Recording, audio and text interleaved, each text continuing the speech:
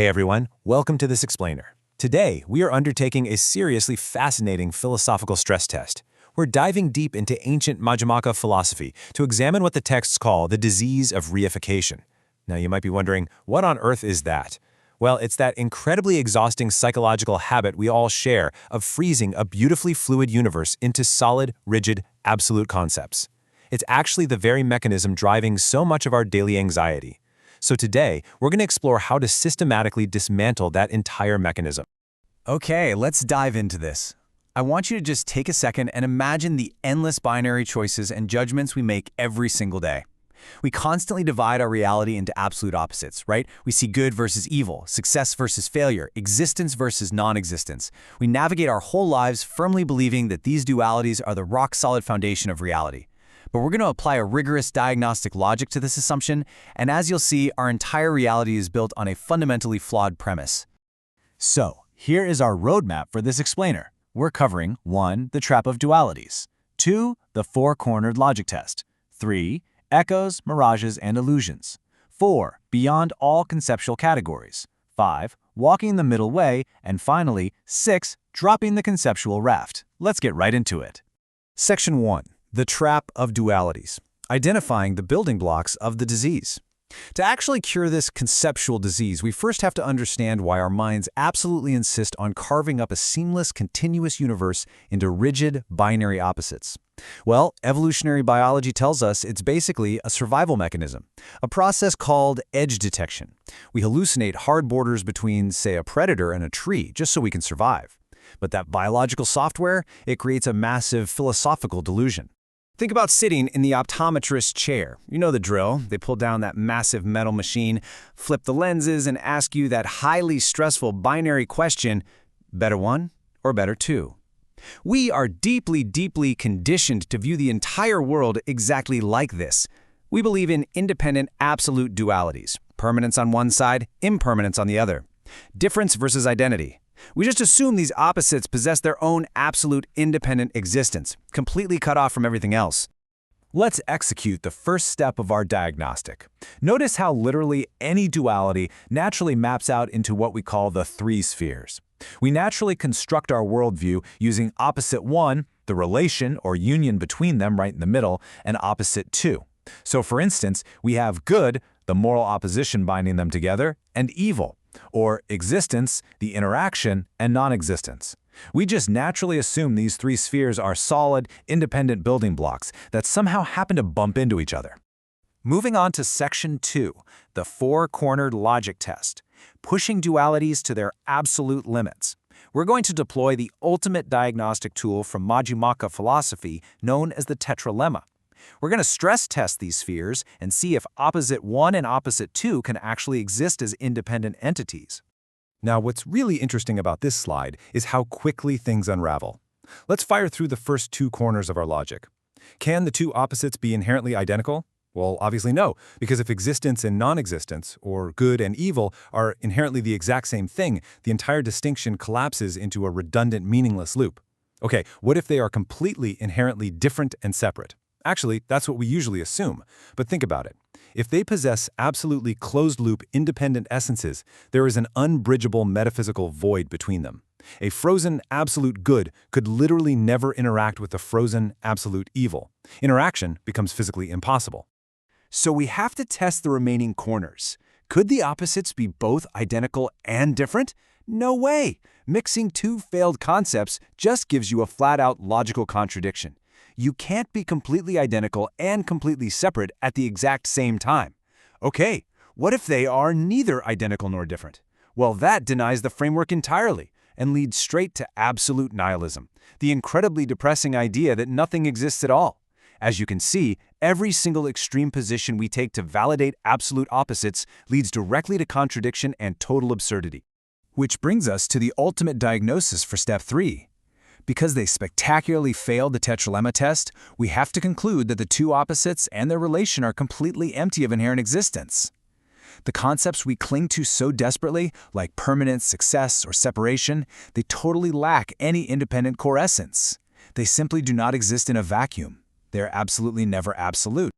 Section 3. Echoes, mirages, and illusions. If they aren't absolute, what are they? Now, if you are feeling a little on edge or experiencing some ontological vertigo right now, honestly, that is totally normal. If the opposites we base our entire lives on lack a core, what on earth are they?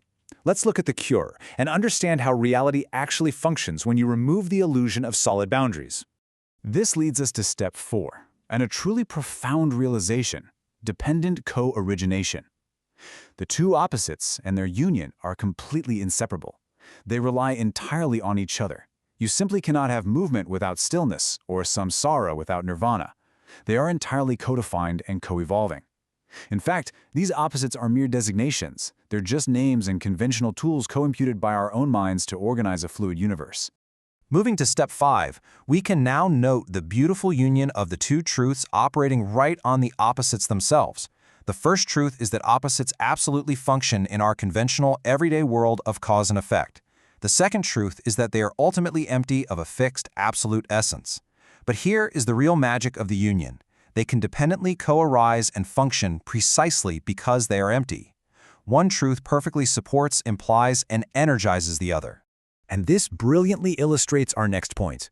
Because they depend entirely on each other, these opposites act exactly like illusions, dreams, mirages, or echoes.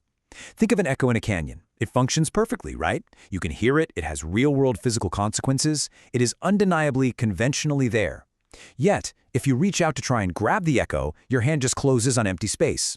Opposites are functionally there, yet ultimately not there. Section 4.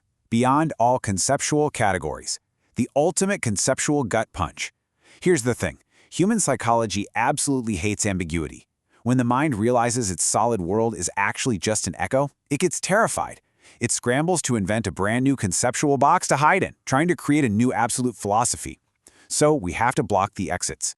To administer step 7 and block those conceptual escape routes, we deploy the Generalized Tetralemma. We systematically block all the exits by affirming that reality, the two opposites, and their union are not this, they are not non-this, they are not both, and they are not neither, for whatever this happens to be. You simply cannot pin reality down with language. The dualities of our world absolutely cannot be boxed into our rigid binary categories. Section 5. Walking the middle way. How to navigate traffic in a world of echoes. Okay, reality completely transcends our language, but it's time to bring this soaring philosophy back down to the pavement. Let's address your actual daily, Monday morning anxieties. How do you pay your mortgage or deal with a frustrating boss in a world made of conceptual echoes? How do we practically live this out? Well, step 9 reveals that the ultimate cure to our psychological suffering is the middle way. It steps off the spectrum entirely. It's an attitude totally free from all extremes, like this or non-this, and free from the middle of both or neither. It recognizes that reality is a karmic mirage that always oscillates between poles. There is absolutely nothing to desperately cling to in absolute terms and nothing to absolutely reject. We just find a dynamic, continuous balance.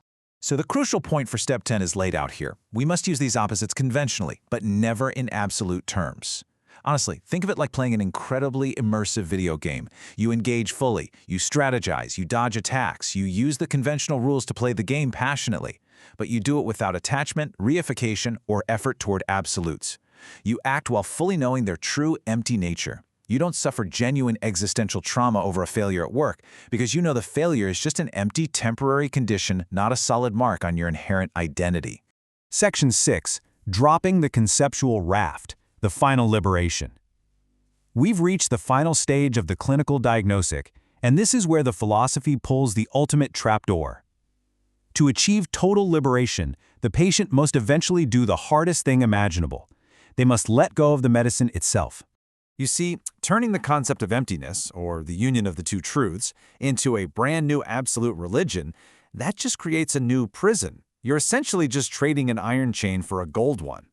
This entire framework is a raft. You use the rigorous logic of the two truths to cross the turbulent river of your own grasping and anxiety. But once you reach the shore of understanding, you do not pick up the heavy wooden raft and carry it on your back forever. You have to drop the framework entirely. And when you do, we arrive at our climax, step 11. Released from the tyrannical hold of all concepts, you might as well perceive everything, including the two opposites and their union, as primordially equal, pure, perfect, complete, divine, and one. But actually, let's be razor sharp here. This oneness is in a strictly non-dual sense. It is not many, not one, not both, and not neither. You are simply resting in the breathtaking suchness of reality, totally free from the illusion of absolute boundaries. Let's move to and see how this builds. We've systematically removed every single conceptual floorboard beneath your feet, proving that every opposite you cling to is just a mental imputation. So, I leave you with a challenge today. Observe the machinery of your own mind. When you drop the raft entirely, what actually remains in those silent, completely unlabeled gaps right before your mind imputes the very next concept? Just rest in that beautifully fluid flux of the present moment.